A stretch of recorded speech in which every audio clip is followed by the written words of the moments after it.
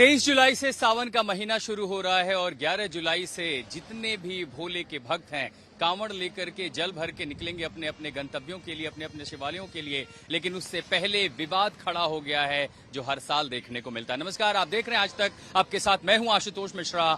पश्चिम उत्तर प्रदेश में एक बार फिर कांवड़ यात्रा के पहले विवाद, लेकिन उससे पहले एक तस्वीर कि देश के अलग अलग हिस्सों से आए जो भोले के भक्त हैं, जो भोले हैं, वो कांवड़ लेकर के निकल पड़े हैं अपने अपने गंतव्यों की तरफ, जो अगली शिवरात्रि पर जो है जाएंगे जयकारे के साथ, हर हर महादेव के नारे लगाते ये भोले।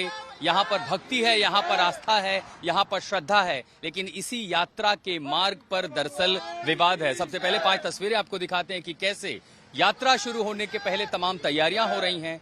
इन्हीं तैयारियों के बीच कई हिंदू संगठन यात्रा के इस मार्ग पर, जहां मैं हूं मुजफ्फरनगर में, वहां पे अलग अलग ढाबे पर, होटलों में, रेस्टोरेंट में जा करके नाम पूछ रहे हैं, पता पूछ रहे हैं, यूपीआई स्कैन कर रहे हैं, हर वो चीज देख रहे हैं। और इस मुहिम के बीच में प्रशासन अलर्ट है।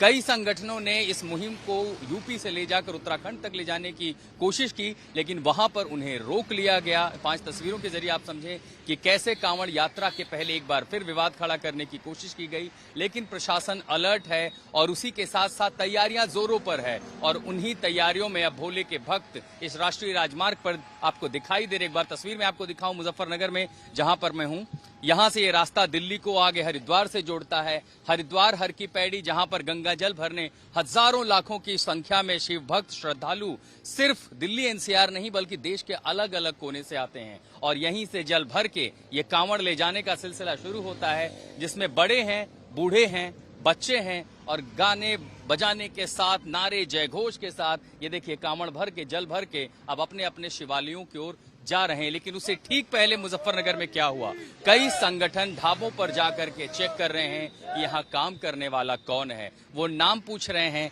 धर्म पूछ रहे हैं। एक बार फिर पश्चिम उत्तर प्रदेश में कांवड़ यात्रा के पहले तनातनी देखने को मिल रही है।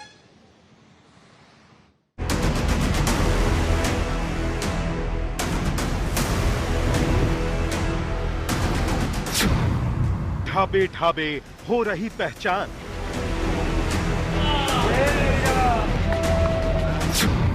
सड़क से सियासत तक घमासान। पहली बार नहीं हो रहा है। जो भी सरकार उस समय होती है उसकी जिम्मेदारी बनती है कि उनको सुविधा और सुरक्षा दें। इस सरकार की नाकामी यही है। जोरों पर है पहचान का अभियान। जो क्रेता है वो क्या जानने का हक नहीं है कि जिस दुकान से सामान खरीद रहा है या खाना खा रहा है वो व्यक्ति कौन है और छद्म नाम रखने की आवश्यकता क्या है। मेरठ से मुजफ्फरनगर तक चढ़ा परवान। उत्तराखंड सीमा पर मचा संग्राम। कांवड़ की तैयारी, प्रशासन पर चुनौती भारी। हिंदू या मुसलमान, पहचान पर घमासान।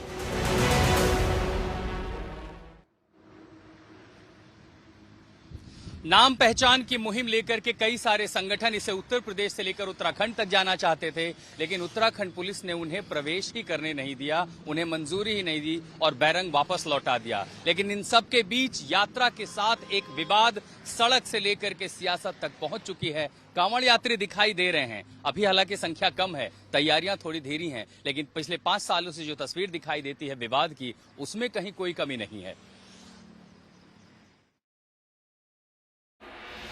हुआ था जब हफ्ते भर पहले मुजफ्फरनगर में एक ढाबे पर काम करने वाली की पहचान को लेकर मुजफ्फरनगर के योग साधना आश्रम के स्वामी यशवीर के समर्थकों ने बवाल मचाया था और नाम बदलकर ढाबे पर काम करने वाले एक मुस्लिम कर्मचारी को पकड़ा था।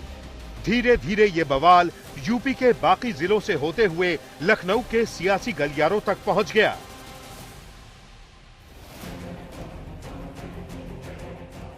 वहीं स्वामी यशवीर शुक्रवार को अपने समर्थकों के साथ उत्तराखंड के ज्वालापुर में नाम पहचान अभियान और हिंदुओं को भगवान की तस्वीर बांटने के कार्यक्रम में जा रहे थे, लेकिन उन्हें उत्तराखंड पुलिस ने उत्तर प्रदेश और उत्तराखंड की सीमा पर ही रोक दिया।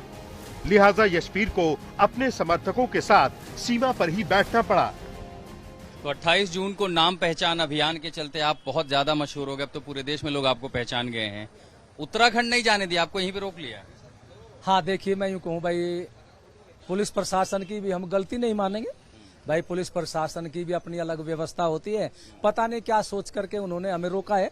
वहां भी जा रहे होंगे ढाबों पर नाम पहचान खोजने के लिए। नाम हरिद्वार में हम इसीलिए जा रहे थे, खोजना नहीं, हम तो अपने सनातन धर्म के जो होटल, ढाबे, चाय की दुकान, मिठाई की दुकान, जूस की दुकान है, वहां पर भगवान वाराह का चित्र लगाना और भगवा झंडा लगाना, ये हमारा विषय है।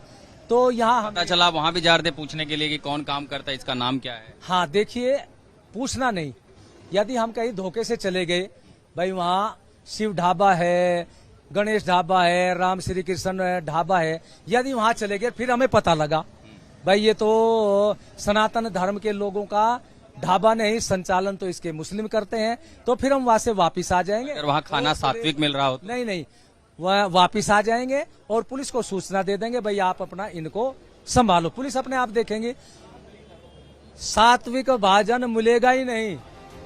इधर मुजफ्फरनगर में फिर ढाबों पर नाम पहचान अभियान शुरू हो गया है। खुद को उद्धव ठाकरे शिवसेना दल से जुड़ा बताने वाले लोग मुजफ्फरनगर में ढाबों पर जाकर काम करने वालों से नाम पूछ रहे हैं। इन तमाम विवादों के बीच आज तक संवाददाता ने हरिद्वार जाते एक कांवड़िये के मन को भी टटोला। यात्रा मार्ग पर अब भोले दिखने लगे हैं जो कांवड़ लेने के लिए जा रहे हैं हरिद्वार, यहाँ से फिर लौटेंगे। भोले, आप कहाँ से आए? दिल्ली से। अच्छा, यहीं पास के ही हैं। क्या नाम है आपका? मनोज। तो मनोज, ये पैदल ही आप निकल पड़े? हाँ जी। साथी संगी टोली कहाँ है? कोई नहीं है, अकेले ही? अकेले ही। कितने साल से आ रहे हैं यात्रा? नहीं, पहली बार है। पहली बार जा रहे हैं? हाँ। बाकी हम देखा कि जो आते हैं पूरा टोली लेकर के आते हैं। नहीं, अकेले ही। बाबा साथ में हैंगे। हाँ, बाबा को लेकर के। बाबा भोले तो नंगे पैर चल दिए। हाँ, नंगे पैर ही आना है, नंगे पैर जाना है। अच्छा भोले, बताइए रास्ते में खाना वाना खाने कहीं रुके कि नहीं? हाँ, रुके। जहाँ रुके थे वहाँ अपने ढाबे का नाम धर्म देख के रुके थे या खाना खाने रुके थे? खाना खाने। पूछा नहीं आपने वो ढाबा किसका है, किस मालिक का है, हिंदू है मुसलमान है? नहीं, वो तो वैसे हिंदू का ही खाया मैंने। कहीं रेडी पे या ढाबे पीछे शिवा ढाबा था, अतुल, वो आप उनका नाम देख रहे थे कि हिंदू का है या मुसलमान का है या किस? हिंदू का नाम देख रहा था। हाँ। और अगर मान लीजिए हिंदू का नहीं मिलता रास्ते में तब? कोई बात नहीं, बाबा है। आज तक संवाददाता ने यूपी उत्तराखंड सीमा पर मौजूद उन लोगों से भी बात की जो बाकी ढाबों पर भी अभियान चलाए हुए हैं। ढाबों पर जा रहे हैं, पता कर रहे हैं यहाँ कौन काम कर रहा है। इतना ही नहीं, मेरठ से लेकर के जिस इलाके से मैं लौटा हूँ वहां पर कई जगहों पर स्कैनर भी चेक किए जा रहे हैं। स्कैनर पे वो बारकोड यूपीआई स्कैन करते हैं तो पता करने किसका नाम है। तो स्कैनर क्यों चेक कर रहे हैं?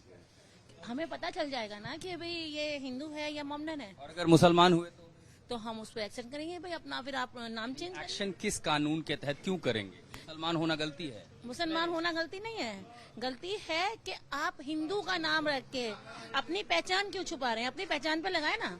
सुप्रीम कोर्ट पहचान छुपाने के लिए इनसे भी तो पूछ सकता है, एक बार आप पहचान छुपा क्यों रहे? कारण तो पूछ सकते हैं आप भी। आप मीडिया वाले हैं, आप हमसे सवाल कर रहे हैं, आप एक बार जो पहचान छुपा करके कार्य कर रहे हैं उनसे उनकी मानसिकता तो पूछो एक बार की। नाम तो लिखा, ढाबे का नाम तो सुनिए, मेरा नाम शंकी शर्मा है और मैं अगर यहाँ पे ढाबा चला रहा हूँ और नाम डाल दूं मैं अब्दुल, तो कहीं ना कहीं कारण तो बताऊंगा ना मैं अब्दुल क्यों डाला हुआ है मैंने। बरेली से कृष्ण गोपाल राज और यूपी उत्तराखंड सीमा से आशुतोष मिश्रा के साथ आज तक ब्यूरो।